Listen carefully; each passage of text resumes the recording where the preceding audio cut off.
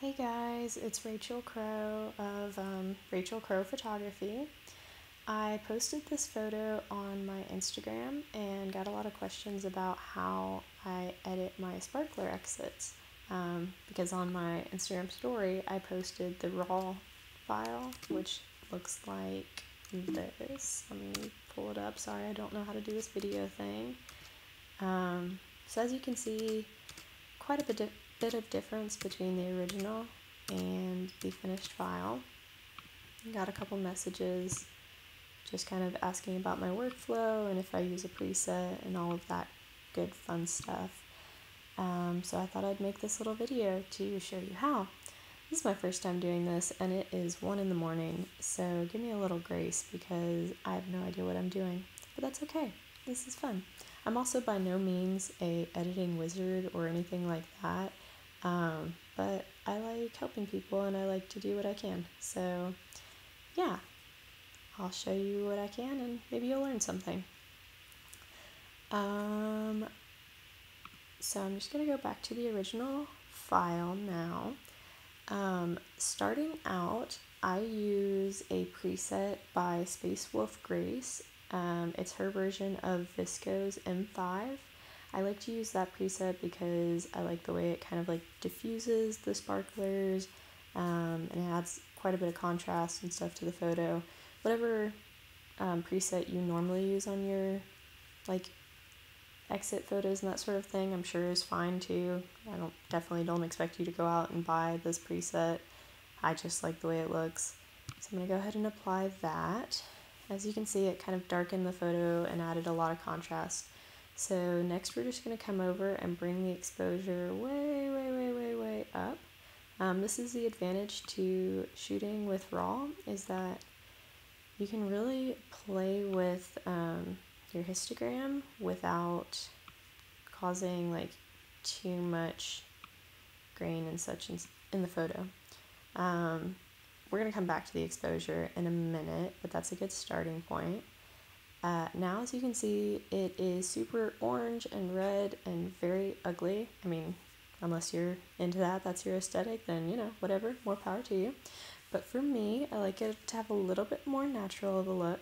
So we're just going to come over to our white balance slider and pull that down until it looks a little bit more natural. Typically for me, I just go off of the white in the photo. I like to have like true whites and true blacks. So I just look for the portions of the photo that I want to be white and, you know, pull the white balance down until it looks like that. But if you prefer a warmer look, you could leave it a little bit warmer, you know, to each their own, whatever. So now I'm just going to come back to the histogram, adjust a little bit more. I like to keep the highlights high. Some people like to crush the highlights, and that's just kind of their look, and that's fine too. But for me, again, like I said, I like the true black and the true white. So that's kind of just more my editing style.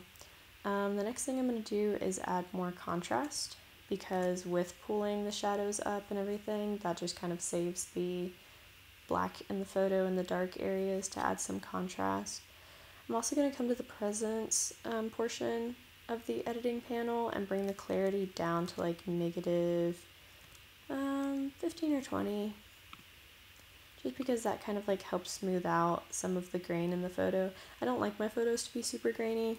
Again, totally your preference. If you do like that, you can leave the clarity up or even bring it up further and add some grain to it. I don't shoot my sparkler exit photos with a flash, and so I'm already shooting on a really high ISO. For this one it was 1600, which isn't that bad, but some of them I do up to like 3200 or further, and so that's already going to add a decent amount of grain to it, and I don't like to add any additional on top of that. There's also like this weird green-blue haze thing going on up here. I'm assuming that's just a reflection from the trees or something, or maybe street lights. Not entirely sure, but I'm pretty sure with the edit I did, I just brought the saturation down on those colors because I thought it was kind of distracting to have that colorful stuff going on up there. And then working our way down the editing panel, I'm going to bring my sharpness up just a little bit so that you don't lose much of the sharpness in the photo with bringing the clarity down. I'm also going to bring my noise reduction way far up because, as you can see, it is grainy AF, and that bugs me. So, I don't know, like 35, that works for me. Whatever you like. Normally I would enable profile corrections on most of my photos, but with this one, I don't like the way that it brightens the edges like that, and I want your focus to be drawn into the couple. So I'm actually going to add even a little bit of a vignette. So, I don't know. Maybe like there, and then I'm going to put the grain to 0. Just again, trying to get like that crisp, clean look as much as I can with the ISO and everything. And I'm going to bring the exposure up just a little bit, and the white balance down a couple more notches.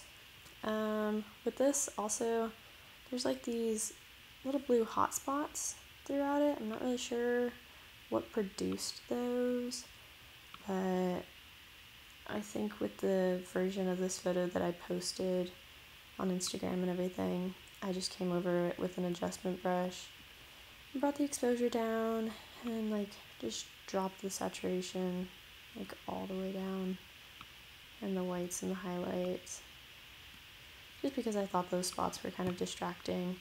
So it's still, you still have that hot spot there, but I think it's a little bit less distracting than like the blue that's there. But yeah, that's pretty much all I do for my sparkler exits. Nothing fancy, nothing too extraordinary. You can totally do it too. It's just super important to shoot with RAW because you have the ability to adjust the photos so much more. So shoot with RAW, and then check out Catch Silva's, I'm not sure if I just pronounced her name right, I have no idea, but I love her work. Check out her blog about actually shooting sparkler exits. She gives some really great tips, like using your flash's autofocus beam and what your settings should look like so that you don't have to use a flash. And yeah, that's all I've got for you. If you learned something from this video, please share it on your Facebook and with your other photographer friends. Check out the blog of this wedding on my website and hire me to shoot your wedding. Yeah, okay, bye.